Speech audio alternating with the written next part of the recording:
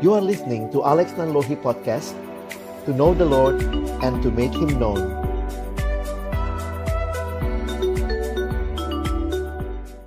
Bapa di dalam surga, kami datang dalam ucapan syukur di dalam kesempatan yang Tuhan berikan. Kami sama-sama boleh bersekutu, memuji, memuliakan nama-Mu, dan juga boleh mengikuti seminar ini. Kami berdoa Tuhan yang kiranya memimpin jalannya seminar ini dari awal sampai pada akhirnya nanti, baik dalam sesi pleno maupun di dalam setiap kelompok-kelompok di mana kami akan terlibat di dalamnya. Tuhan memberkati semua kami yang melayani maupun juga yang terlibat di dalam mendengar. Biarlah juga interaksi di antara kami makin menolong kami memahami apa yang menjadi kerinduan Allah bagi persekutuan mahasiswa Kristen yang hadir di kampus-kampus kami, di kota kami, bagi kemuliaan nama-Mu. Menyerahkan waktu ke depan Tuhan yang memimpin, di dalam nama Tuhan Yesus Kristus, Allah kami, yang rela menjadi manusia dan menjadi hamba, menjadi teladan bagi kami. Di dalam nama-Nya yang kudus dan indah berkuasa itu, kami menyerahkan waktu ke depan. Amin. Silakan duduk. Iya, teman-teman, bersyukur buat kesempatan siang hari ini. Menurut data, jumlah kita lebih banyak dari kursinya, ya. Jadi tolong jangan ada yang kosong di tengah, ya. Kalau ada yang di tengah gitu langsung mepet aja. Jadi kalau nanti ada teman-teman yang datang terlambat, akan langsung menempati kursi yang ada, ya. Kalau sampai lebih, maka teman-teman yang terlambat akan harus rela duduk di depan, ya. Tadi udah dikasih space. Baik, kita bersyukur kesempatan ini Tuhan berikan untuk kita belajar bersama. Abang akan bagikan sesi pleno, nanti kemudian kita masuk di dalam Kapita Selekta sesuai dengan bidang yang kalian pilih atau seksi apa yang kalian pilih, begitu ya. Nanti kita akan belajar sama-sama. Nah, di bagian ini saya akan memberikan gambaran besarnya terlebih dahulu. Kalau ada waktu di akhir nanti saya beri kesempatan tanya jawab, ya. Jadi silakan kalau ada yang merasa punya pertanyaan, nanti detailnya mungkin nanti teman-teman akan bisa nikmati di dalam kelompok-kelompok yang dibagi lebih kecil, ya. Baik, hari ini kita bicara manajemen persekutuan mahasiswa Kristen. Saya mau mulai dulu dengan bicara sedikit soal manajemennya, ya. Kita akan bicara manajemennya terlebih dahulu. Slide saya ada yang mana nih? Gitu ya. Udah bisa? Oke. Sebentar. Nah, kita akan bicara manajemennya dulu. Kalau bicara manajemen berarti itu sesuatu yang terkait dengan rencana. Harus ada rencana, harus ada perencanaan. Nah, saya ambil bagian firman Tuhan dalam Yakobus pasal 4 ayat 13 sampai 16, ya. Mari kita baca bagian ini bergantian. Abang baca ayat 13, teman-teman baca ayat 14, kita bergantian sampai ayat 16, ya. Jadi sekarang hai kamu yang berkata, hari ini atau besok kami berangkat ke kota Anu dan di sana kami akan tinggal setahun dan berdagang serta mendapat untung.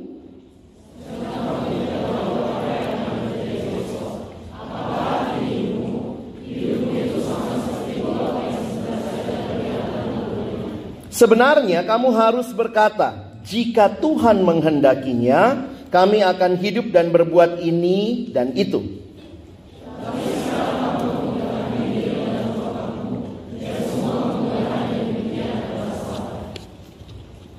Tiba-tiba ayatnya langsung ini gitu ya. Kita tutup aja seminarnya ya.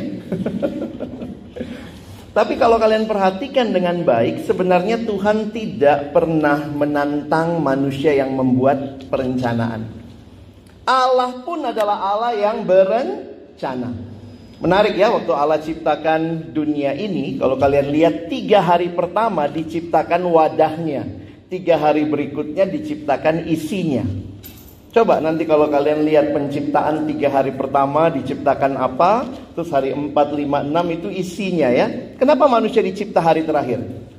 Ada yang bilang, oh manusia kurang penting nih, Allah ciptakan hari terakhir, harusnya manusia dicipta hari pertama. Kalau manusia dicipta hari pertama, bumi belum berbentuk dan kosong. Mau gimana hidupnya? Di mana akan hidup? Nah, Tuhan mengatur semuanya. Bahkan di dalam banyak ayat di Alkitab, perencanaan menjadi bagian penting. Jadi ini saya bukan hanya bicara buat PMK ya, buat dirimu juga sebagai mahasiswa, alumni yang hidup jangan cuma hidup flowing saja. Ya kita mah ikut arus aja lah bang gitu ya. Kenapa? Karena contohnya ini ya. Coba kita lihat Amsal 30. Yuk kita semua baca ya. Ayat 24 dan 25. 1, 2 ya.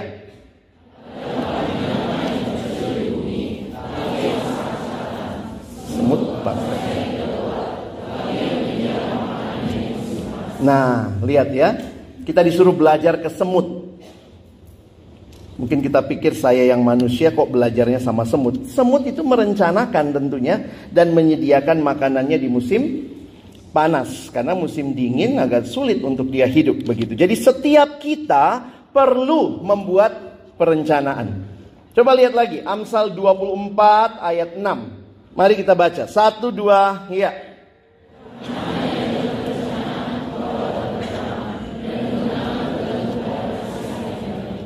Jadi mari kita berpikir dengan serius tentang planningnya PMK, perencanaannya PMK, tentang manajemennya juga di dalam PMK. Karena itu Alkitabiah. Perencanaan dalam hidup harus dilakukan dengan bijaksana, memperhitungkan sumber daya yang kita miliki, dan selalu mencari bimbingan dari Tuhan melalui doa dan firman-Nya.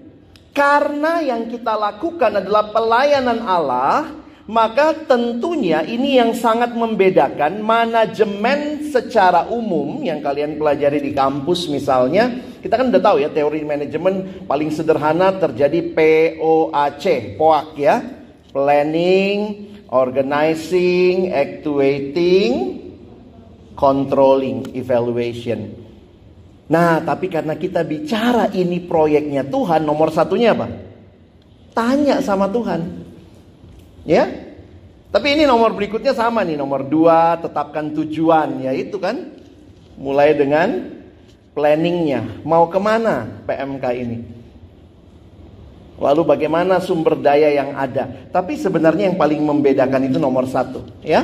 Selebihnya mah silakan pakai teori manajemen yang kalian pelajari di kuliah. Itu juga bagus ya. Karena saya melihat begini, Allah adalah Allah atas seluruh bidang ilmu. Kadang-kadang kalau orang bisa serius ngerjain proyek di pekerjaan, di kegiatan yang lain, kenapa untuk pelayanan Tuhan kita tidak planning dengan baik? Ya, salah satu yang saya kadang suka miris belakangan ya. Dikontak jadi pembicara H-2. Abang bisa di kampus kami, kau undang Tuhan Yesus juga mungkin Tuhan Yesus udah sibuk. Ya. Saya sampai mikir gitu kan, kenapa ya PMK sekarang undang pembicara H- seminggu gitu ya. Oh maaf bang, baru selesai bikin tusar minggu lalu. Teman-teman, kasihanilah kami. Kadang-kadang suratmu bagus banget, sampai kalian udah PA-in semua, kalian tulis ya. Terus kemudian kalian kirim sama kami pembicara, abang tolong bawain ini. Saya jujur, kalau kau kasih tujuan begitu panjang sama PA-mu semua kamu taruh di situ, tapi kamu kontak saya 2 hari sebelumnya, saya sempat PA nggak? Loh abang kan orang teologi ya? Iya, tapi kadang-kadang saya baca PA-mu. Bagus juga anak ini PA ya. Ah ini nggak bener ini. Jadi kadang-kadang saya mikir gini, kita kan mau nyiapin firman Tuhan, terus nanti kalau kami nyampeinnya jelek, kalian evaluasi lagi, jelek banget tadi itu ya. Terus kalian bilang, ih jangan undang dia lagi. Padahal dalam hati saya, Tuhan Yesus tolonglah manusia berdosa ini ya. Dia yang gak planning, kami yang disalahin misalnya gitu ya. Kenapa waktunya gak cukup gitu. Dulu-dulu tuh kalau kontak pembicara kampus-kampus, makanya nanti kita kasih juga sama kalian ya, ada yang namanya list pembicara. Itu dulu saya ingat ya, kampus-kampus itu kalau mengontak itu sudah 6 bulan sebelumnya. Jadi 1 semester udah jelas programnya sampai Mei. Maka dikontak tuh, minggu ini, minggu depan, lihat siapa yang gak bisa gitu. Ada juga yang ngontak pembicara tuh kayak dia sebar apa? Iya, abang bisa, kadang-kadang juga copy paste ya. Shalom Bang Niko, mohon kesediaan Bang Alex. Aduh, nama saya udah berubah berapa kali ya. Kalau orang Batak udah potong babi berapa kali nih.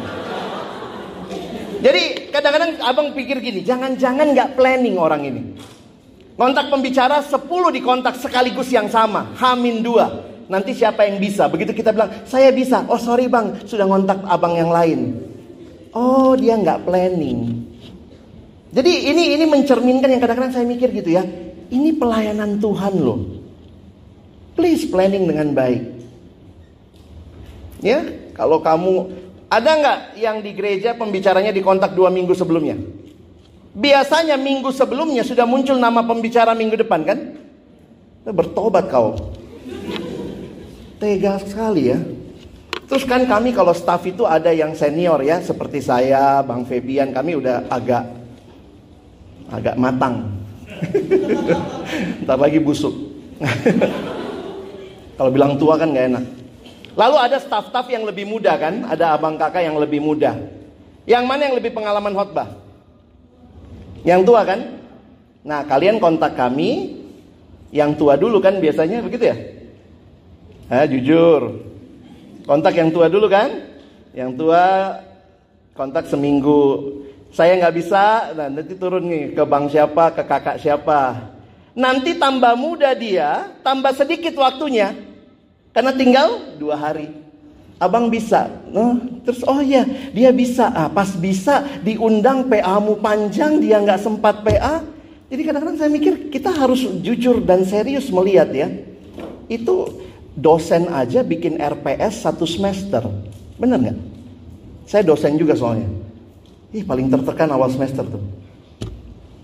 Di pertemuan ke-8 buku yang dibaca ini, nanti tugas mahasiswa ini. Jadi itu RPS dibuat 1 semester. Kalian dapat di awal semester untuk seluruh semester ke depan. Kalau kamu sendiri tidak planning PM kamu dengan baik, terus kau ngajakin, ayo adik-adik, ayo teman-teman datang PJ ya, datang persekutuan Jumat ya. Apa temanya 3 bulan lagi kak? Nggak tahu. Saya kalau ketemu dosen yang nggak jelas RPS-nya, kadang-kadang saya mikir ngapain ikut kelasnya. Dia aja nggak tahu dia mau bagiin apa. Sorry ya, bertobat kau. Ya kita semua bertobat ya supaya sama-sama ada pembaharuan, di planning dengan baik, didoakan, dikontak, didoakan, direncanakan, dan sebenarnya itu yang harusnya terjadi dengan baik. 1 kali hari Jumat, lihat berapa mimbar butuh pembicara, berapa banyak kampus, berapa banyak sekolah, berapa banyak kantor, itu semua ibadahnya Jumat siang jam itu kan? Iya kan? Jadi kalau kau nggak dapat pembicara yang baik, jangan-jangan memang kamu nggak planning. Kamu ya siapa aja lah pembicaranya. Sorry ya, jadi abang coba itu yang saya pikir apa masalahnya di planning ya, sehingga ini yang jadi pergumulan. Nah, tapi berarti jangan berhenti bikin perencanaan. Silakan buat perencanaan ya, tapi ada 2 prinsip penting yang kita harus ingat waktu bikin perencanaan. Yang pertama, kita harus ingat tentang masa depan. Apa yang dikatakan Alkitab tentang masa depan? Coba lihat ayat tadi ya. Kamu tidak tahu apa yang terjadi besok. Jadi kita planning dengan baik. Walaupun kita sadar betul kita bukan Tuhan yang bisa mengendalikan hari esok. Tapi jangan dibalik. Karena saya nggak tahu besok apa yang terjadi, maka saya nggak planning. Tidak demikian. Dan yang kedua, kita harus tahu diri kita. Ingat tentang diri kita. Tadi ayatnya mengatakan hidupmu itu sama seperti uap yang sebentar saja kelihatan lalu lenyap. Pernah lihat uap? Bentar ya, ada terus hilang. Ini mengingatkan kita betapa fananya hidup. Mist itu appear for a while and then vanish. Kalau kita nggak bisa mengontrol hari esok, kalau kita ini manusia yang sangat lemah dan terbatas, bagaimana planning kita? Itulah yang diingatkan oleh ayat tadi. Kalau kita bikin planning, bagaimana sikap kita? Harusnya kita ingat, jika Tuhan menghendaki, kami akan berhidup dan berbuat ini dan itu. Kata jika Tuhan menghendaki ini bukan kata-kata manis, klise supaya terdengar saleh ya. Kadang-kadang saudara-saudara kita suka pakai itu ya, kalau yang bukan Kristen ya. Besok datang kan? Insya Allah. Itu datang apa enggak? Itu ciri-ciri nggak datang itu. Kadang-kadang gitu ya. Jadi mengatakan jika Tuhan menghendaki sebenarnya bukan berarti kamu nggak planning. Planninglah dengan baik. Tapi jika Tuhan menghendaki, sikap yang mengakui bahwa kita tidak tahu apa yang terjadi besok, hanya Tuhan yang tahu, dan bahwa diri kita, rencana kita bukan pusat segalanya. Tuhanlah pusat segala-galanya. Tapi sekali lagi bukan berarti tidak punya rencana. Karena kalau kalian perhatikan ayatnya, coba lihat. Ayatnya yang Tuhan marah dan ingatkan melalui Yakobus, jangan sombong waktu bikin rencana. Nah itu, buatlah rencana dalam penyerahan kepada Tuhan, dalam kebergantungan kepada Tuhan. Maka waktu kita planning PMK dengan baik, persekutuan doa jalan, karena kita tahu kita nggak bisa jalan sendiri. Kita terus bergantung sama Tuhan. Jadi ingat, bagian ini tidak mengecam orang bikin perencanaan. Yang dikecam adalah, tidak melarang orang buat perencanaan. Yang dikecam adalah yang membuat perencanaan dengan pandangan yang arogan. Seolah-olah dia menguasai masa depan. Dan pandangan yang arogan seolah-olah dirinya bisa mengatur masa depan. Dan melupakan kedaulatan Tuhan. Jadi ini kesimpulannya. Tuhan tidak menentang manusia yang membuat perencanaan. Kita perlu, PMK perlu membuat perencanaan. Dan Tuhan menentang sikap manusia yang arogan dalam membuat perencanaan. Mari kalau kita membuat perencanaan dengan arogan ya kita bertobat ya. Tapi yang sedih adalah kalau kamu nggak buat perencanaan, jadi tobatnya 2 kali ya. Oke, gimana yang kita manage itu PMK ya? Manajemen PMK. Sebagaimana yang ya kalau kalian mau memanage sesuatu, misalnya abang bilangnya tiba-tiba kamu ditunjuk jadi rektor UNJ. Maaf ya Bung Hatta ini ya di gedung ini. Tiba-tiba kamu ditunjuk jadi rektor UNJ. Apa yang akan kamu lakukan? Beli jas. Sebenarnya kamu perlu memahami ya kalau ini ya. Penting memahami gambar besarnya. Ini apa sih yang sedang diurus? Yang di-manage adalah persekutuan mahasiswa Kristen. Apa sih itu? Jenis hewan atau makanan apa? Saya menggambarkan PMK seperti rumah. Gambarnya kira-kira begini. Teman-teman perhatikan ya. Di bagian atas ini yang terlihat. Di bagian bawah ini yang tidak terlihat. Sebenarnya PMK itu kalau kita bangun rumah, mana yang dibangun duluan? Atapnya? Tidak. Fondasinya. Orang yang normal ya tahulah ya fondasinya dulu yang dibangun. Maka perhatikan, manajemen PMK sebenarnya yang kita manage itu biasanya yang kelihatan di luar. Ini yang di-manage. Gimana kelompok kecilnya? Ada yang nanya, gimana kelompok kecil di kampusmu? Atau mungkin nggak tahu kelompok kecil. Apa itu kelompok kecil?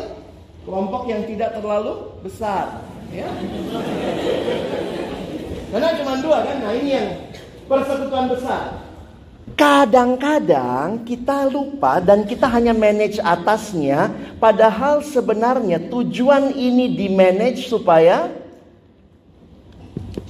pondasinya makin kuat. Dan memang logika sederhananya pondasinya dulu yang dibangun. Pondasinya itu apa? Orang. Manajemen PMK pertama dan terutama fokusnya kepada orang. Yang kita mau buat lebih indah, lebih baik. Bukan gedungnya, bukan strukturnya, bukan cuma segala pernak-pernik di luarnya, tapi orangnya. Makanya hati-hati jangan terjebak dalam program oriented. Boleh nggak programnya dipotong? Boleh. Kalau tidak menghasilkan orang. Atau tidak ada yang ngerjain. Jadi logikanya, kita tidak melayani struktur. Tapi struktur melayani orangnya. Nah, itu yang dipastikan, ya. Silakan yang baru datang cari tempat. Di sini masih ada 2. Siapa yang di sampingnya masih ada bangku kosong, ya? Sana 2. Asyir di depan ada 2. Di sini ada 2 juga, ya. Kalau ada yang datang lagi langsung diantar ke depan. Baik. Ini udah akan segera ada yang duduk di lantai ini.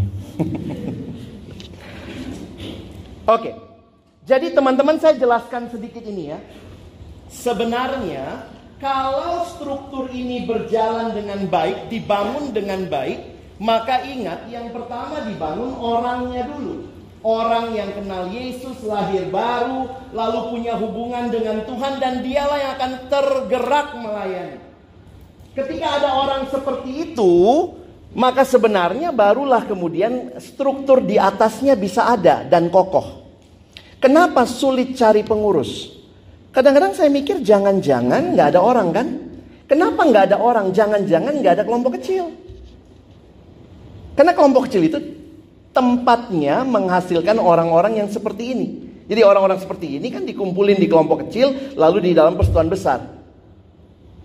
Persekutuan besar itu yang paling atas. Tapi kadang-kadang kita pikir inilah PMK itu persekutuan Jumatnya. PMK itu kalau mau ditanya, kalau kita mau ukur-ukuran tanda kutip, ya, sana semua anugerah Tuhan. Kalau mau ukur-ukuran kesuksesan, apa yang kau ukur? Yang mana yang biasa kita ukur? Berapa jumlah KK itu, ya? Berapa yang jumlah datang PC? Harusnya yang diukur apa? Berapa banyak mahasiswa yang berjumpa dengan Tuhan dan hidupnya diubahkan? Kalau kamu manage PMK dengan baik, akhirnya kita bisa dengan baik juga. Jadi kita harus punya gambar ideal. Kalau kamu bangun rumah, kamu kan tidak ketemu batu, taruh. Sudah ada gambarnya dulu. Ada gambar idealnya, lalu kalian akan membangun berdasarkan gambar itu. Kadang-kadang saya harus katakan di beberapa kampus dimulainya unik. Ada yang mulai dengan persekutuan besar dulu. Ada dosen atau ada alumni di situ, langsung kita bikin persekutuan besar, kumpulin orang. Siapa yang jadi MC? Alumninya, dosennya. Jadi awal-awalnya ada juga yang mulai dari atas. Tapi kalau ini saja, tidak ada kelompok kecil, tidak ada orang. Di beberapa kampus ada yang mulainya dari bawah. Coba ada yang tahu nggak sejarah PM kamu? Coba cari tahu sejarah PM kamu itu dimulainya dari atas, apa dari bawah, atau dari tengah? Oh, kalau kami bang dari atas bawah tengah. Puji Tuhan. Jadi memang jujur aja saya harus katakan, kalau belajar sejarah PMK di Jakarta, semuanya beda-beda. Di kampus tertentu ada beberapa anak yang bahkan bertobatnya di gereja, tapi di kampus dia lihat temennya, kok dia belum kenal Tuhan ya. Dia rindu, kalau kemudian dia ajak temennya. Dia PI temannya, lalu dia temannya PI lagi. Lalu kemudian mereka ketemu kakak kelas mungkin, atau dosen, atau mungkin staff. Mereka bikin kelompok kecil. Jadi mulainya dari yang kecil, lalu kemudian bikin persekutuan besar. Persekutuan besar itu awalnya apa? Kumpulan kelompok-kelompok kecil yang bersekutu bersama. Jadi ada juga yang polanya tuh dari bawah naik ke atas. Tapi nantinya kalau kalian lihat gambarnya, maka sebenarnya kekuatannya ada di orang-orang yang sudah kenal Tuhan. Baik melalui kakak, melalui persekutuan besar. Jadi ini jadinya atas bawah nih. Dan pastikan, kalau sampai di atasnya keropos, jangan-jangan masalahnya bukan di manajemennya, tapi di masalah tidak ada orangnya. Lalu orangnya dari mana? Mesti penginjilan di kampus, mesti pemuridan, karena orangnya didapatkan dari situ. Kalau kamu bikin PJ lalu kayak nunggu warung siapa yang datang ya minggu ini ya. Banyak kita sudah menjadikan semua ini sebagai struktural saja. kegiatan belaka. Makanya poin kedua abang bilang ya, kita perlu belajar membayangkan mulai dari titik nol. Pernah isi bensin di Pertamina? Mulai dari nol. Coba titik nolnya kampusmu yang mana kalau pakai gambar ini kan? Jadi kalian bisa lihat. Titik nol kami waktu itu dosen sudah ada, tapi sudah ada kelompok juga misalnya gitu ya. Saya dari UI. UI itu sebenarnya dulunya ada orang-orang yang senang bikin persekutuan besarnya saja.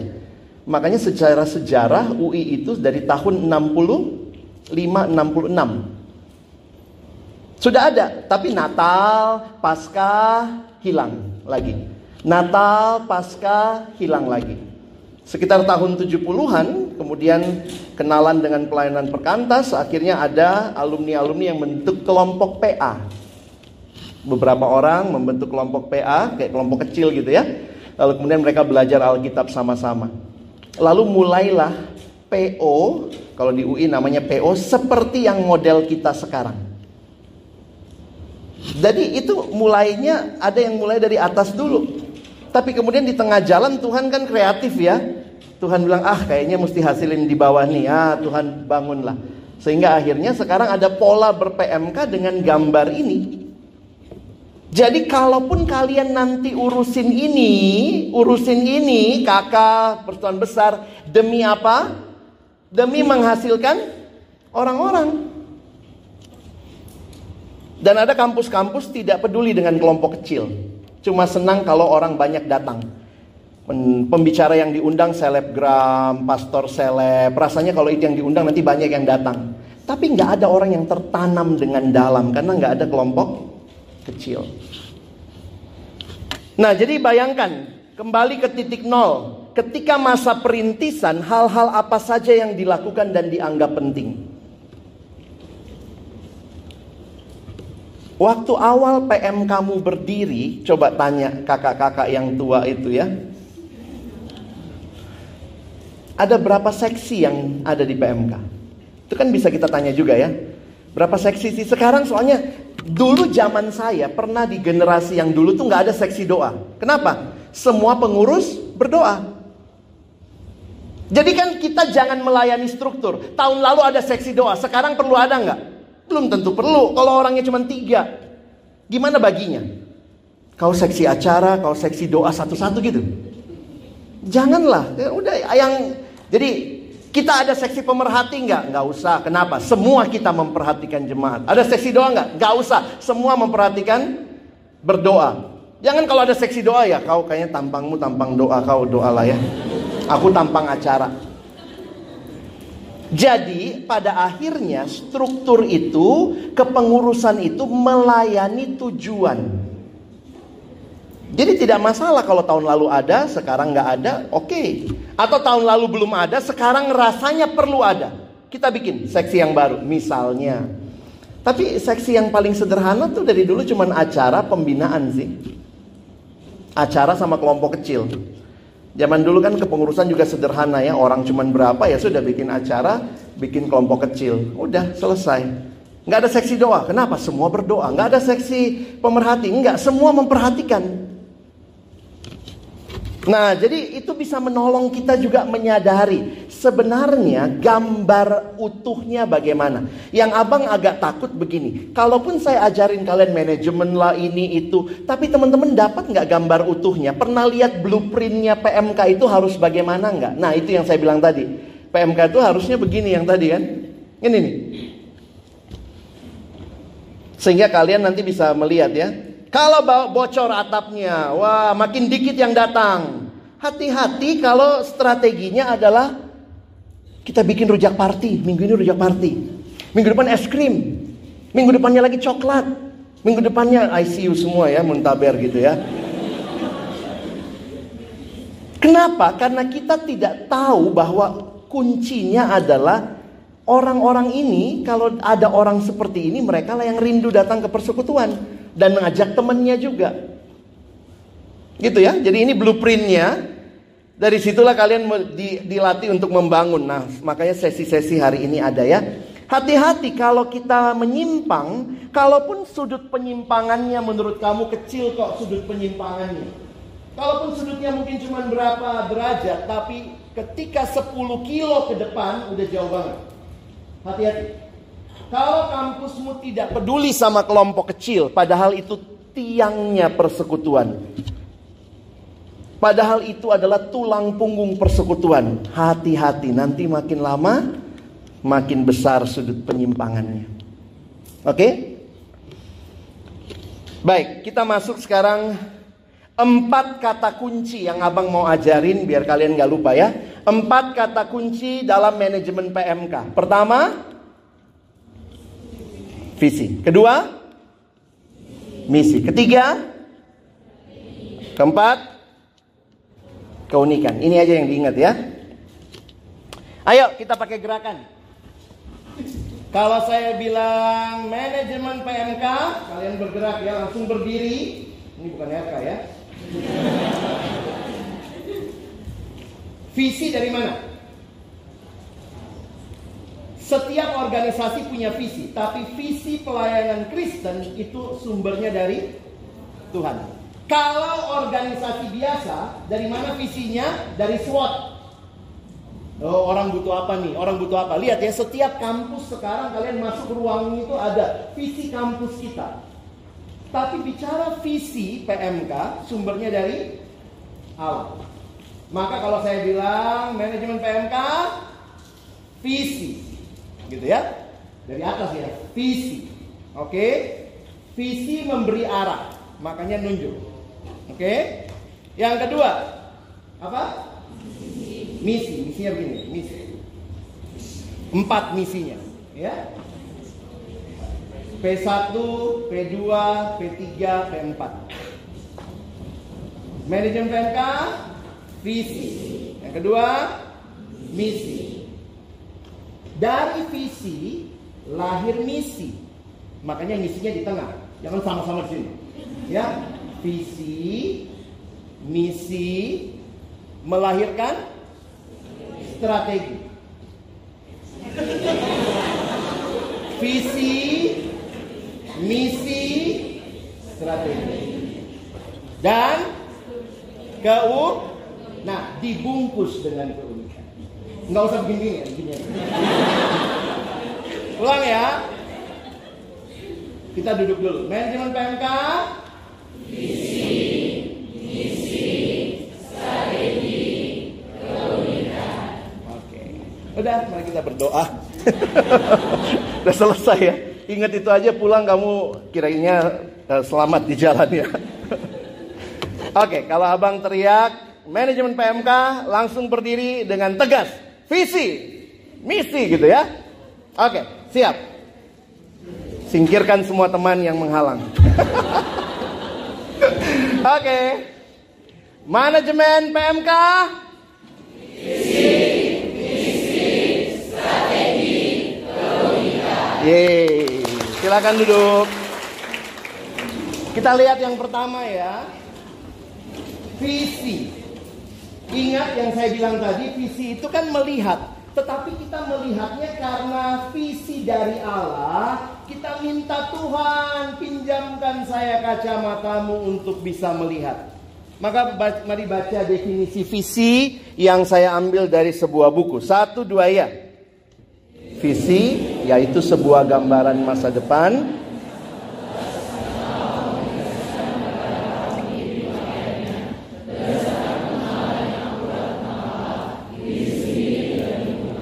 Ingat ya, ini adalah gambaran masa depan, memberi arah. Siapa yang kasih? Tuhan. Dikasih ke siapa? Pemimpin pelayannya. Makanya abang suka mikir gini ya, yang menerima visi itu siapa? Visi ditangkap, diterima oleh mereka yang bergaul akrab dengan Allah. Kalau kamu gak pernah baca firman, gak rindu bersekutu, ya makanya kita kalau nyari pengurus, biasanya kan paling sederhana ya, rindu bertumbuh, mau kenal Tuhan. Karena kan pengurus melakukan visi Allah.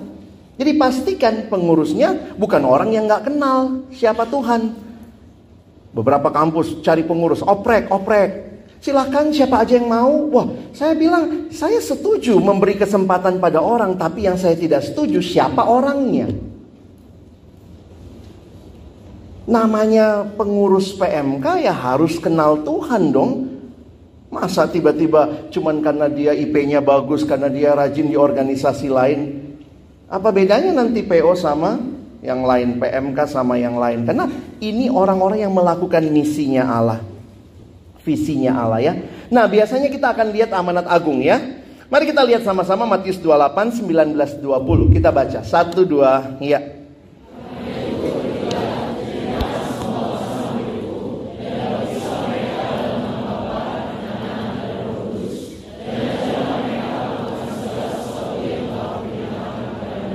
Dan ketahuilah. Nah, coba perhatikan ya, ini dia disebut sebagai amanat agung. Amanat itu artinya perintah. Saya nggak tahu juga, kita kalau dengar amanat langsung bayangannya istirahat di tempat gitu ya. Sehingga kayaknya amanat itu cuma pesan-pesan. Mungkin salahnya karena itu amanah. Kalau amanat itu perintah. Di dalam bahasa Indonesia kalau itu kata perintah biasanya punya akhirannya apa kalau kata perintah? Seru. Akhiran, bukan tanda baca. Lah. Ayo kita lihat ada berapa perintah di situ. Karena itu, kedua, ketiga, keempat, kelima, ketahuilah perintah. Enggak ya, cuma ada 3 teman-teman. Sebenarnya cuma 3 kata perintahnya kalau kalian perhatikan. Jadi yang Yesus mau katakan tuh apa? Ada 4 kata perintah, sebenarnya 3 kata perintah penjelasan, tapi kata perintah utamanya ini. Kata perintah utamanya adalah jadikanlah murid bagiku dari semua bangsa. Yesus datang ke dalam dunia, dia melakukan pelayanan dengan visi ini. Kalau PMK adalah persekutuan yang hadir membawa misinya Allah, maka kita pun punya visi yang sama. Lalu apa yang terjadi? 3 kata yang lain. Ini adalah kata perintah yang memberikan keterangan sebenarnya. Jadi apa tujuannya pergi? Menghasilkan murid. Jadi tujuannya bukan jalan-jalan ya. Pergilah. Makanya jadi misionaris. Aduh kak, saya kepanggil jadi misionaris di Korea. Ya Korea Utara ya, ketemu. Iya dong, boleh juga kan. Apa tujuannya baptis? Menjadi murid. Apa tujuannya mengajar? Jadi fokusnya pelayanan mahasiswa, visinya menghasilkan murid Kristus. Saya sepakat dengan Dietrich Bonhoeffer yang mengatakan Christianity without discipleship is always Christianity without Christ. Betapa menyedihkannya Christianity without Christ. Christian, ada yang namanya Christian? Berat namamu deh. Christianity without Christ. Kalau Christian without Christ tinggal Ian. Maaf ya, Ian itu singkatan I am nothing. Jangan kau bilang Ian. Jadi harus bawa Kristusnya ya. Nah, perhatikan apa akhirnya yang Tuhan rindukan. Bagi saya menarik di Matius 28 dikatakan gini, pergi jadikanlah semua bangsa muridku, baptislah mereka dalam nama Bapa, Anak dan Roh Kudus, dan ajarlah mereka segala teori kekristenan, begitu? Ajar mereka? Ini apa tuh? Melakukan. Makanya di dalam membangun pemuridan fokusnya ini. Bukan cuma tahu, tapi juga melakukan. Kalau cuma tahu namanya Farisi. Tapi kita tidak membangun Farisi, kita sedang membangun murid. Murid itu seperti apa? Tuhan Yesus waktu ditanya, apa perintah yang paling utama? Apa yang Yesus jawab? Yang pertama, kasihilah Tuhan Allahmu. Yang kedua, kasihlah. Jadi murid itu apa? Murid adalah orang yang mengasihi Tuhan sungguh-sungguh dan mengasihi sesama sungguh-sungguh. Makanya seorang bernama Bapak Dawson Trotman mencoba menggambarkan murid dalam gambar ini. Namanya ilustrasi roda. Kenapa? Karena bentuknya kayak roda.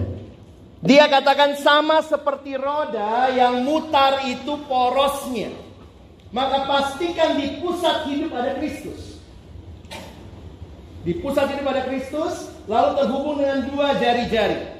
Yang vertikal relasi dengan Allah, mengasihi Allah. Saya bicara sama Allah, namanya doa. Allah bicara sama saya lewat firman. Lalu yang kedua, mengasihi sesama. Dibagi dua. Sesama orang Kristen, kita ke dalam harus rajin bersekutu. Bagaimana dengan yang belum percaya? Keluar kita harus rajin bersaksi. Itu yang kita bangun di PMK. PMK hadir untuk menghasilkan murid yang bukan cuma tahu banyak teori, tapi dia tahu apa artinya mengasihi Tuhan dan juga mengasihi sesama. Kalian mungkin belum paham seluruh filosofinya, tapi itu turun di dalam program ya sampai hari ini. Saya lihat di kampus-kampus begitu. Mahasiswa baru masuk diapain? Di ospek. Kalau masuk PMK biasanya kita sambut dengan maba, pertemuan. Lalu ada yang mengadakan KKR supaya mereka kenal siapa? Yesus. Ini kan yang tengahnya nih. Lalu kamu ajak dia ikut kelompok kecil. Biasanya gitu kan alurnya ya. Kelompok kecil adalah kelompok yang tidak terlalu besar, membina orang, lebih dekat lagi mengasihi Tuhan. Pakai bahan apa kelompok kecilnya? Pipa dulu ya. Ada yang pakai pipa, ada yang pakai ini PHB, peta hidup baru, lalu masuk MHB. Ada yang tahu filosofi MHB? MHB filosofinya persis seperti ini. Bab 1 apa? Hidup baru. Apa itu hidup baru? Tempatkan Yesus di pusat hidupmu. Bab 2? Saat teduh. Bagian mana? Ini kan? Firman. Bab 3? Doa. Bab 4? PA. Bab 4 ya. Nah, memperdalam ini. Bab 1 porosnya. Bab 2, 3, 4 vertikalnya. Bab 5 horizontal. Apa bab 5? Bersekutu, hidup bersama. Ini mahasiswa harus menjadi anggota sebuah gereja lokal. Jangan jadi GKJJ, gereja Kristen jalan-jalan. Nah itu kan bab 5 kan. Bab 6 ini pakai MHB nggak sih? Bersaksi, menceritakan kabar baik. Nanti perhatikan ya foto siapa di situ. Foto siapa di bab 6 itu walaupun tidak ada mukanya. Bingung kan? Nanti cari. Nanti selanjutnya nanti itu lebih membangun lagi tentang mengetahui kehendak Allah, harta talenta. Jadi sebenarnya kenapa buku ini yang dipakai MHB? Karena dia selaras dengan membangun murid. Apa yang dibangun? Dia membangun murid. Bagaimana membangun murid? Ya jelas dia harus menempatkan Kristus di pusat, berelasi dengan Tuhan dan juga dengan sesama. Jadi itu ilustrasi rodanya ya, saya lewatin dulu. Nah lebih jauh lagi, kenapa PMK hadir di Indonesia? Saya melihat begini teman-teman ya, Tuhan tempatkan kita di tengah-tengah bangsa, kota, dan juga PMK ini. Jadi kalau kita bayangkan visi PMK itu sebenarnya bukan hanya buat dirinya. Mari kita baca, 1, 2, ya. Visi PMK adalah lahirnya mahasiswa-mahasiswa yang mengenal Kristus, bertumbuh menjadi murid Tuhan yang setia, taat, dewasa, tangguh, dan menjadi teladan.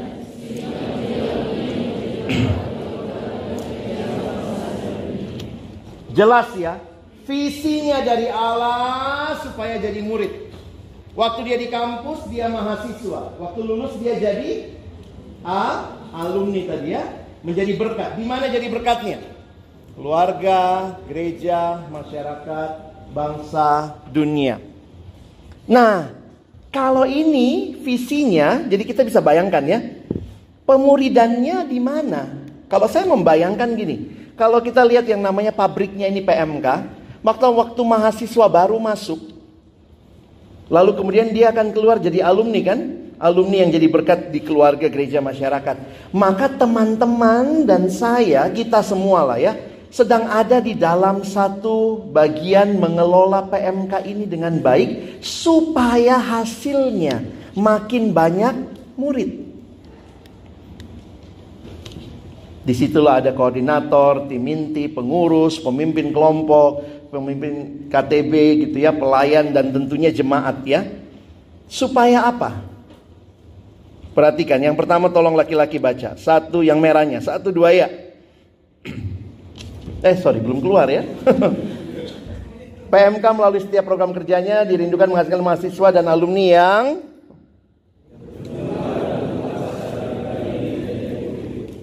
yang perempuan, yang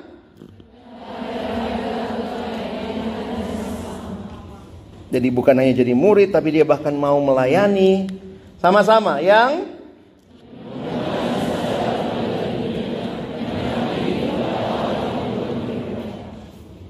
Allah panggil kaum muda yang digerakkannya.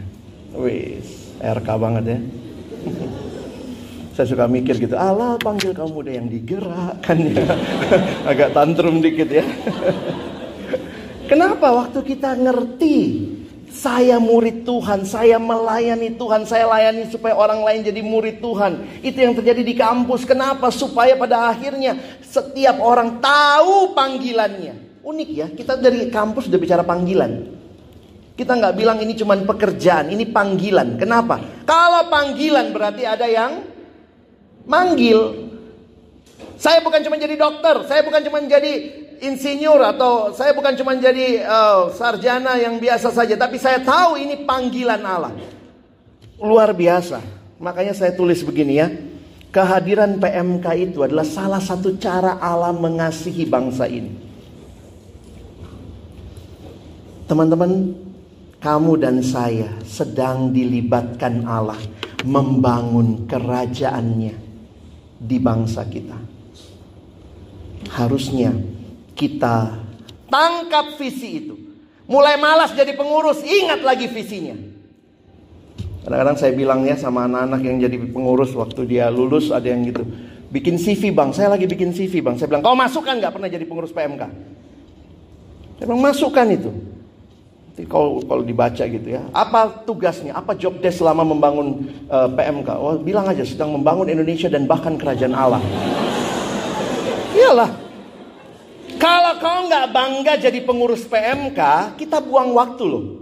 Bangga nggak jadi pengurus PMK? Oh, saya ketemu alumni gitu ya, aduh bang terima kasih waktu di PMK saya jadi berani bicara di depan umum. Kenapa? Waktu itu kan abang bagiin training MC. Oh iya ya.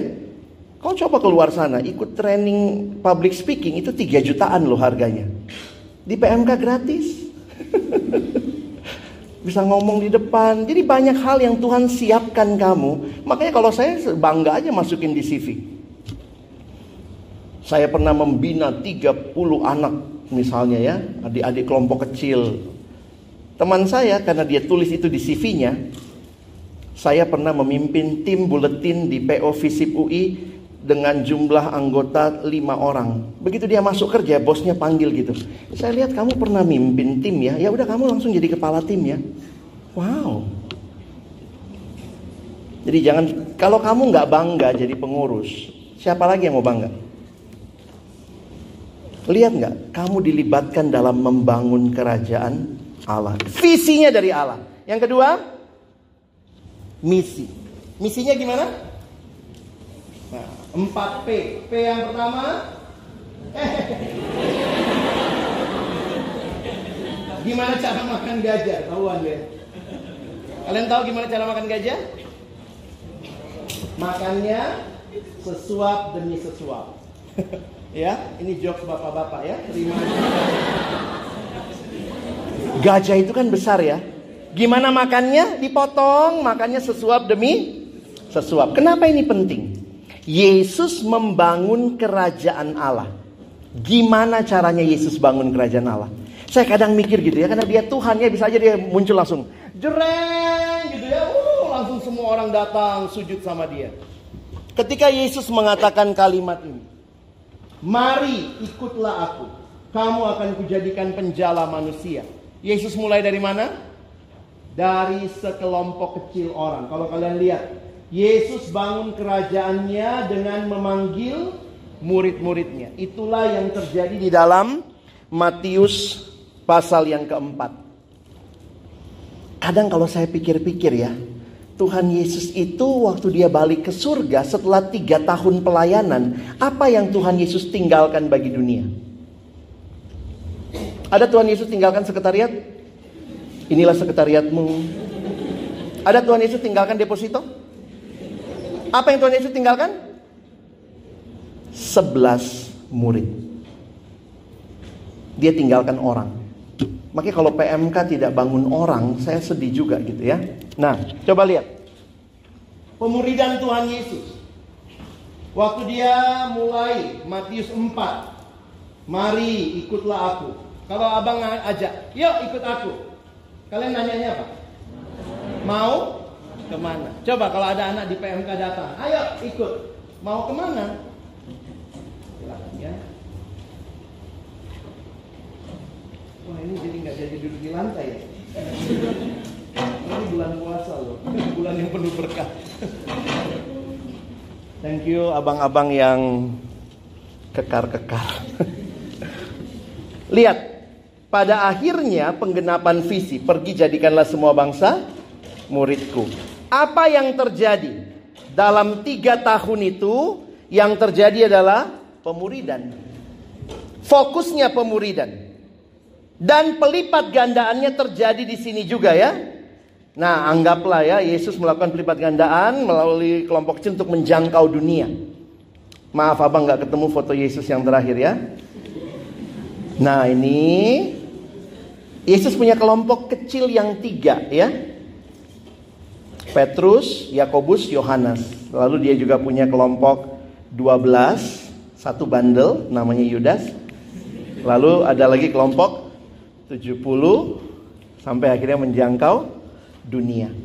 Kalau kita mau ber-PMK, membangun visi yang besar, menjadi berkat. Tadi visinya besar banget ya. Dunia loh. Kalian udah pernah lihat dunia? Jangan duniamu cuma dunia maya lagi. Dunia loh, dunia. Tahun lalu kami mengadakan World Assembly ya. Itu kagum-kagum ngelihat bangsa-bangsa, negara-negara yang bahkan kami belum pernah sebut namanya dalam hidup. Ada Saint Vincent and Grenadines. Gimana lah itu ya? Kampungku aja mungkin kau nggak tahu kampungmu ya. Dunia itu besar sekali. Tapi Yesus mulainya dari mana? Mulai dari sekelompok kecil orang. Bahkan waktu dia naik ke surga, muridnya cuma 12. Makanya ada percakapan fiktif ya, waktu Yesus disambut di pintu surga. Disambut sama malaikat. Malaikat kan kepo ya. Bos pulang, udah pulang bos. Iya, kata Yesus. Oh berarti seluruh dunia sudah kenal Tuhan. Oh belum, kata Yesus. Lah kok sudah pulang? Apa yang engkau tinggalkan? Terus Yesus bilang, oh saya ninggalinnya kepada 11 murid. Terus malaikat iseng lagi, gimana kalau mereka gagal?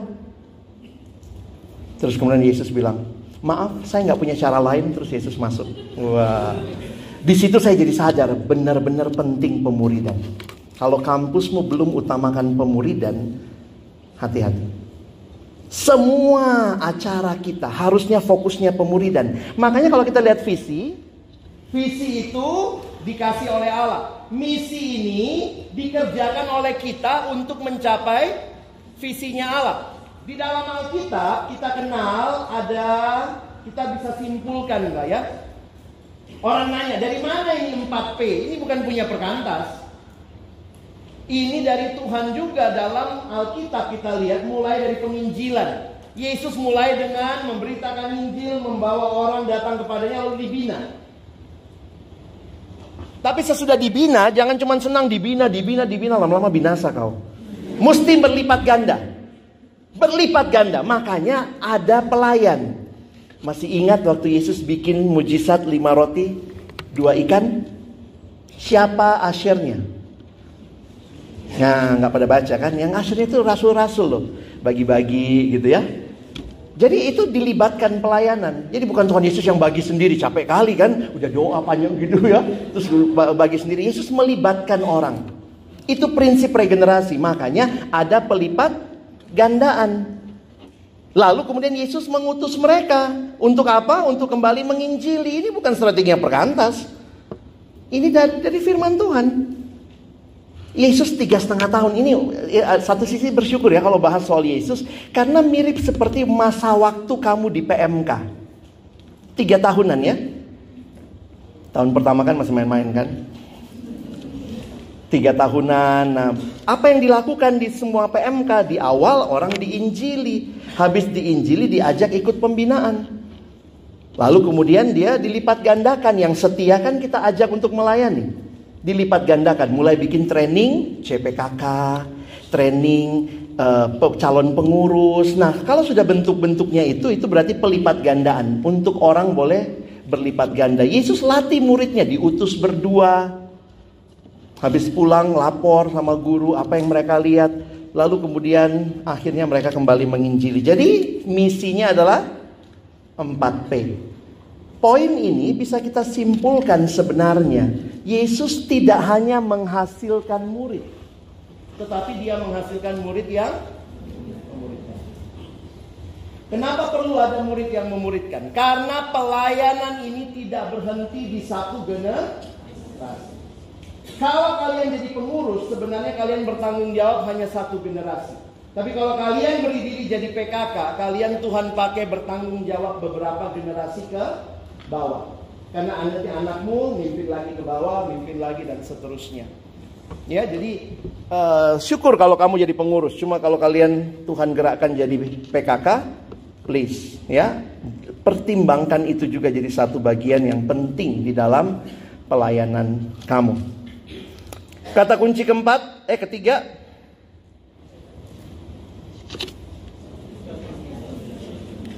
Strategi ya. Jadi kan tadi ya, visi, misi, strategi. Kita lihat strategi pelayanan Tuhan Yesus. Ingat ya, Tuhan Yesus mau bangun apa? Murid. Dia lakukan dengan apa? Mulai dia rekrut, dia bina, dia latih melayani, lalu dia utus. Tapi strategi pelayanan Yesus gimana dia lakukan itu? Yang paling efektif, dia lakukan 3 hal sebenarnya ya. Teman-teman perhatikan. Tuhan Yesus melakukan pelayanan pribadi. Tuhan Yesus melakukan juga pelayanan kelompok kecil dan juga pelayanan massal. Selama ada di dalam dunia, Tuhan Yesus melakukan ketiga-tiganya. Tapi yang mana yang paling fokus menurutmu? Yang mana yang paling fokus dari 3 strategi ini?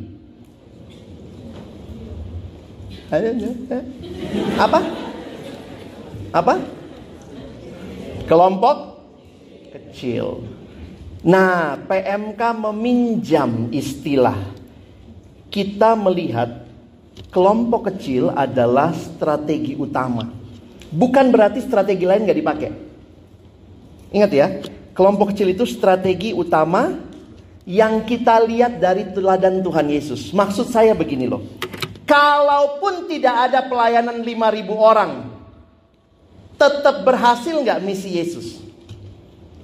Tetap kan, karena ada kelompok kecil. Jadi sebenarnya yang paling efektif mencapai visi itu apa? Kelompok kecil. Makanya kita mengenal istilah kelompok kecil tulang punggung, bukan tulang rusuk ya. Kalau kau ketemu tulang rusukmu di kelompok kecil ya lain ya.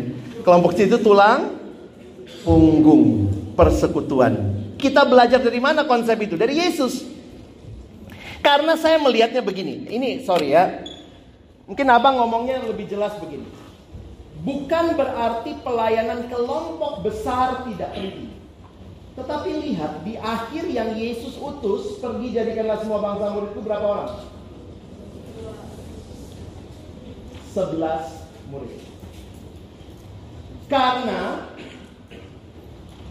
jadi poin saya begini, ketika ada kelompok kecil, sebenarnya visi tetap tercapai. Lalu bagaimana relasinya kelompok kecil sama kelompok besar sama pelayanan pribadi? Itu relasinya seharusnya semuanya mendukung tercapainya pemuridan. Dengan strategi utama kelompok kecil. Nah, saya kasih gambar ini di generasi yang lalu. Ini generasi saya. Di generasi kami itu pernah kelompok kecil itu, pernah PMK itu kayak golden age ya. Jadi kalau kalian ketemu alumni yang tua-tua itu pasti masih ada ini nggak di PMK? Masih ada ini nggak? Masih ada ini? Ketika kalian mikir banyak banget zaman dia ya. Apa aja yang dilakukan ya? Karena di zaman generasi sebelumnya kami pernah mendapat pembinaan strategi yang benar-benar banyak banget. Masih ingat tadi? P1, P2, P3, P4. Pelayanan Yesus apa tadi? Pribadi, kelompok, besar. Nah, coba di-combine. Nah, ini hasilnya. Kalau, kelihatan nggak? Ukuran mata deh.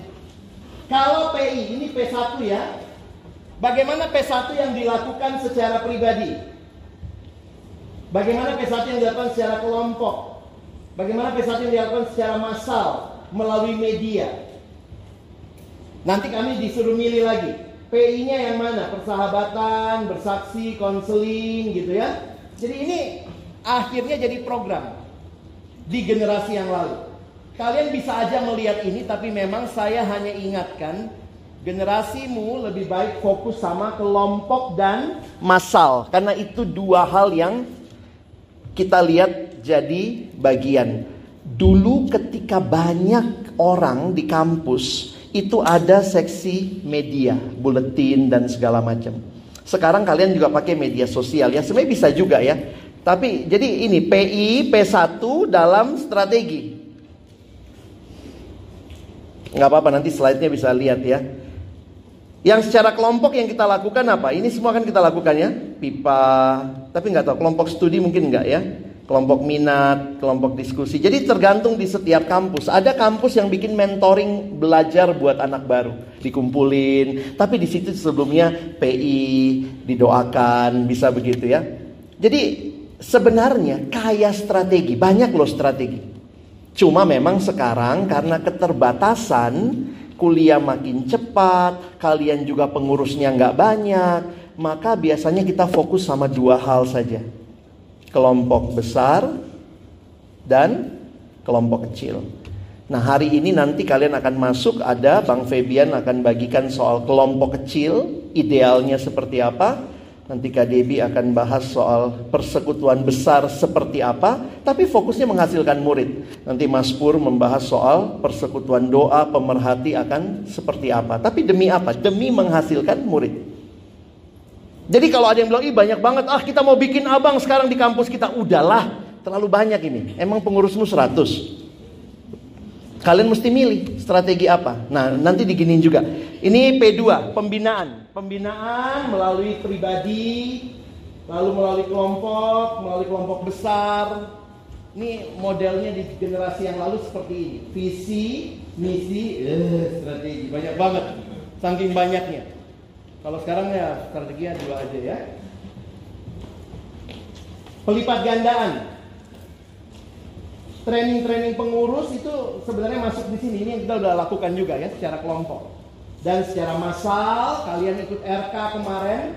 Sebenarnya RK itu adalah pelipat gandaan secara massal.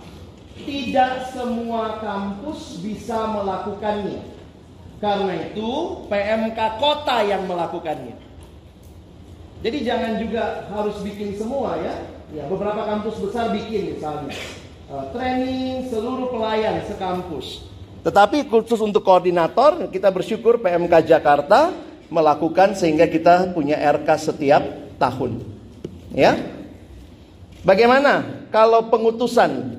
Pengutusan juga ada secara pribadi, kelompok, massal. Pilih yang mana yang dilakukan.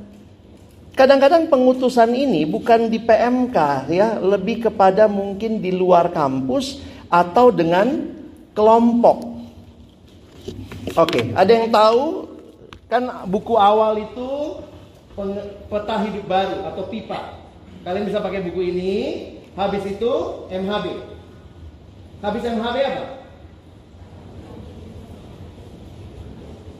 Banyak yang boro-boro, MHB-nya nggak kelar ya. Padahal kalau kamu diorganize PM kamu dengan baik, ini belum. Jadi ingat ya tadi, kelompok kecil itu jalur utama menghasilkan murid kan. Harusnya habis ini ke sini. Habis MHB KHB, karakter hidup baru. Ini harusnya didapat waktu di kampus. Memang ini agak sulit jadi tema persekutuan besar kan? Karena persekutuan besar itu setiap tahun masuk anak baru. Kalau mau pembinaan lanjutan, jadi sebenarnya kalau orang datang ke kampus kita ya, kamu mau pembinaan yang cuma denger-denger aja, datang PJ. Kalau mau yang berurutan P1 sampai P4, ikut apa? Kelompok kecil, karena ini kurikulumnya lanjut. Sesudah KHB, namanya BKTV, bekerja tanpa kehilangan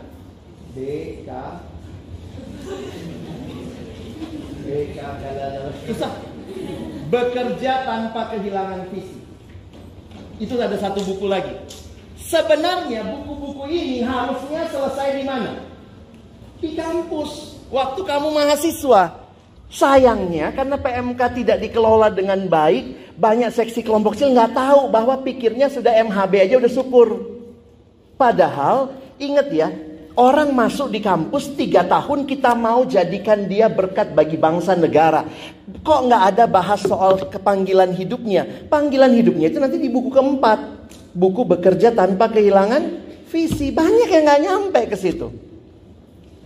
Nah ini yang kadang-kadang saya pikir nanti Bang Febian akan jelasin soal kurikulum segala macam. Harusnya bisa kita lakukan dengan lebih baik lagi. Nah itu kalau dilakukan dengan baik ya. Terakhir keunikan. Sederhana, keunikan itu adalah, yuk kita baca 1, 2 ya. Yang dimaksud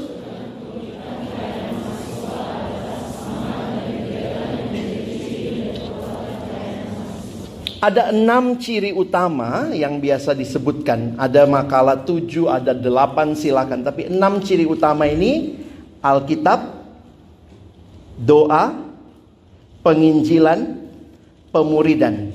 Kalau saya mencoba menggambarkannya, sebenarnya 4 ini tidak unik-unik gimana banget ya. Karena semua gereja juga punya ya. Gereja punya firman. Yang paling unik di kita itu 2 yang bawah. Gerakan kita adalah gerakan mahasiswa. Makanya student movement. Jangan suruh alumnimu yang kontak pembicara PJ. Kakak kan penilik, kontakin dong. Enggak lah, harus kamu. Karena itu adalah inisiatif mahasiswa. Terakhir interdenominasi. Ini bukan satu gereja. Makanya kalau digambar, saya senangnya kalau digambarnya lebih begini ya. Bible and prayer melahirkan evangelism, discipleship, ada yang bikin mission, dibungkus dengan student movement dan interdenominasi. Makanya keunikan. Oke? Jagalah PM kamu, jangan jadi gereja. Jangan dibawa gereja tertentu. Karena semangatnya adalah interdenominasi. Bayangkan kalau semua gereja mau masuk kampus. Di UI semua mau masuk. Ada HKBP cabang UI, GPIB cabang UI, GBI cabang UI. 1 Jumat butuh berapa ruangan? Belum kalau gerejanya banyak ya. Pinjam 1 ruangan aja susahnya minta ampun.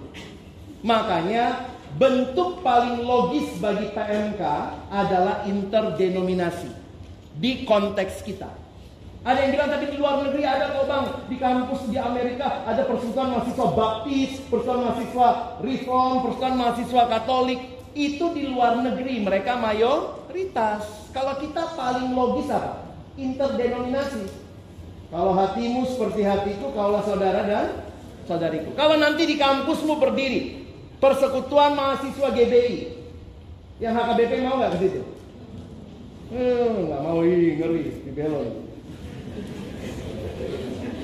Jadi kadang-kadang ada, paling logis memang itu rumah bersama. Ini punya siapa? Punya kita bersama.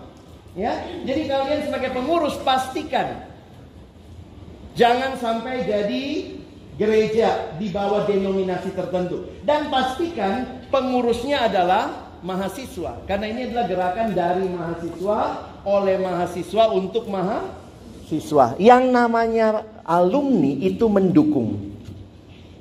Kita butuh penilik nggak?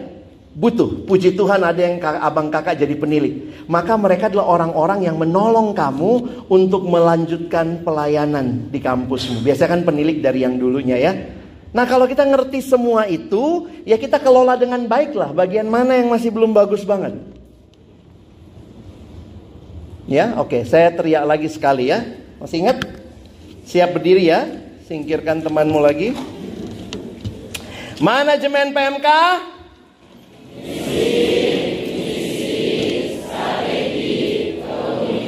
Oke, thank you. Silakan duduk. Slide terakhir saya. Kalau tadi kita sekarang merangkum semuanya ya, abang rangkum semuanya. Bagaimana P1, P2, P3, P4 terjadi waktu orang ada di kampus. Kita di kampus itu kira-kira 4 tahun ya, 3 sampai 4 tahun. Kalau kalian D3 kan 3 tahun ya, ada teman-teman stand di sini. Maka kita berharap ini semua terjadi ya, dari P1, P2, P3 dan P4. Maka kalau kelompok kecil tulang punggung, berarti kelompok kecil di gambarnya di mana? Di tengah apa di pinggir? Di tengah. Maka perhatikan, ini gambar yang terakhir biasanya dibuat ya.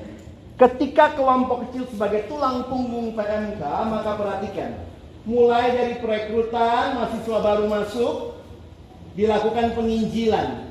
Maka ada kelompok. KPD itu istilah untuk yang baru, kelompok pembinaan dasar. KTB, kelompok tumbuh bersama. Lalu ada KTB misi yang sudah mulai membahas soal dunia kerja. Harusnya MHB, pipa di sini ya. Di sini MHB dong, kalau bagian dasar. Lalu sesudah itu masuk KTB. KTB itu sebenarnya bahannya sudah mulai karakter. Karena biasanya di tahun kedua atau ketiga kalian sudah terlibat pelayanan di kampus. Harusnya MHB-nya udah selesai. Kamu nggak ada lagi, aku kan nggak ada. Kamu pergumulan masih berdoa nggak, masih bersateduh, itu kan pergumulan MHB. Pergumulan jadi pengurus adalah pergumulan karakter biasanya. Makanya dibahas di karakter hidup baru. Ini adalah bahan kira-kira kalau kamu ada di KTB sini. Kalau kamu sudah mau pra-alumni, kamu sudah mulai kita siapkan masuk dunia kerja. Makanya bahannya adalah bekerja. Itu bahannya. Nah sekarang perhatikan. Saya kesini karena lebih dekat ya. Kalian lihat panahnya. Panahnya ini nggak sembarangan digambar. Lihat panahnya. Kalau kamu anak baru, kira-kira 1 tahun, 2 tahun pertama itu kamu di sini. P1, P2. Kalau kamu tahun pertama, tahun kedua itu biasanya P1, P2. Tapi karena sekarang percepatan, biasanya di semester 2 pun sudah melayani. Sebenarnya kamu sudah sampai ke P3. Ya. Nah ini harusnya dibarengi dengan kelompok kecil yang bahannya juga bertumbuh. Itu yang abang bilang tadi. Kalau kamu tahun pertama datang jadi jemaat di PJ. Ini bicara persekutuan besar. Kenapa persekutuan besarnya di bawah? Perhatikan, kalau kamu anak tahun pertama datang ke kampus ikut persekutuan besar, di persekutuan besar itu tempat kamu bersekutu. Kamu dapat berkat, persekutuan besar juga menikmati kehadiranmu. Makanya untuk anak-anak yang di KTB kelompok kecil ini, KPD, panahnya bolak-balik. Kamu butuh persekutuan besar, kamu bersekutu di persekutuan besar. Kamu dapat sesuatu di persekutuan besar. Kalau kamu mahasiswa tingkat 1, semester 1. Tapi kalau kamu sudah jadi pengurus, maka kamu sudah tahapannya juga sudah masuk KTB. Persekutuan besar itu kan temanya ngulang ya. Tahun lalu, nanti tahun ini itu lagi. Maka lihat panahnya satu arah. Kalau kamu adik KTB datang ke persekutuan besar, sekarang lebih kepada kamu bersekutu dan melayani. Tapi mungkin Persekutuan besar tidak jadi makananmu. Karena persekutuan besar selalu fokusnya buat anak baru. Bener gak? Kan keulang lagi tema tahun lalu ya. Diulang lagi. Kamu dapat makanan gak di persekutuan besar? Beberapa orang mengatakan, emang anak-anak ini persekutuan untuk anak baru. Maka saya datang untuk melayani. Kalau saya sudah makin senior, saya kakak kelas tingkat 4, datang ke PB. Dia pun di situ mungkin datang pelayan, main kahon, main musik. Karena dia sudah di tahapan KTB misi. Cari makannya di mana? Karena itulah PMKJ hadir, PMK Kota. Kamu di kampusmu itu persekutuan jemaat. Kalau kamu mau persekutuan pelayan, daripada kau bikin di kampusmu pelayannya cuma pengurus 4-5, kita buat PMKJ di kota. PMKJ itu persekutuan para pelayan, karena di situ kamu dapat makan. Bisa nangkep ya? Jadi sebenarnya ini gambarnya besar banget gitu. Jadi kalau kalian datang ke kampus, ke PB memang untuk melayani. Kalian bukan datang untuk dapat sesuatu, karena hampir pasti PB itu pastilah ada firman Tuhan, pasti kita dapat sesuatu ya. Tapi memang di situ kita akan ngulang lagi. Tahun lalu tema doa saat teduh, anak baru masuk kita bikin lagi tema doa saat teduh. Bayangkan kalau kamu 4 tahun datang terus ke PJ, temanya terus ngulang. Doa saat teduh, doa saat teduh. Nanti kamu doa saat teduh bintang 1, bintang 2, bintang 3. Kamu mesti belajar PA lebih mendalam, belajar apa lebih mendalam. Kemana itu? PMKJ. PMKJ itu memang persekutuan pelayan, tingkatannya P3. Kami udah mau alumni kak. Kita siapkan PGSM. Kamu di mentoring untuk jadi alumni yang lebih baik. Makanya ada program PGSM menolong. Karena kampus kalau bikin sendiri berat kan. Udahlah kita bikinkan di tingkat kota. Ada PMKJ, ada juga PGSM, ada hal-hal yang kita lakukan untuk menolong kalian demi menghasilkan profil alumni. Oke ya? Jadi bisa paham ya? Persekutuan besar tetap jadi tempat bersekutu buat kamu. Jangan malas juga. Saya udah tingkat 4, kata Bang Alex temanya ngulang-ulang. Saya gak mau datang. Tetap jadi tempat bersekutumu dan tempatmu melayani. Tetapi tempatmu cari makan mesti cari juga ya. Cari mungkin di luar kampus. Di tingkat universitas, kalau ada persekutuan yang bisa dilakukan di tingkat universitas misalnya, bisa dilakukan. Beberapa kampus saya lihat ada bikin persekutuan pra alumni di tingkat universitasnya. Jadi kalau di tingkat universitas melakukan apa yang dilakukan di fakultas, ngapain kan? Udah dibikin. Kita bikin sesuatu yang berbeda. Oke? Siap ya sebelum kita selesai. Manajemen PMK.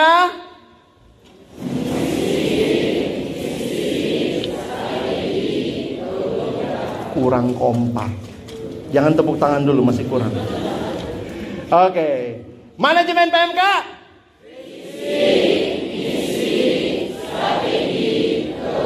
Oke, boleh tepuk tangan. Thank you. Baik, saya selesai di sini. Kalau mungkin kita harus langsung ke kelompok kali ya, atau ada waktu kah buat tanya jawab? Karena kita tadi mulainya agak telat ya. Ada yang mau bertanya? Tanya langsung aja nggak apa-apa ya.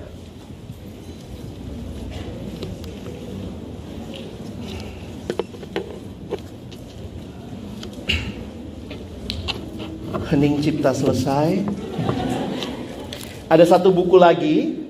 Saya ikut menulis juga bersama Bang Riko dan beberapa teman staff. Ini buku sebenarnya pegangan buat PKK ya.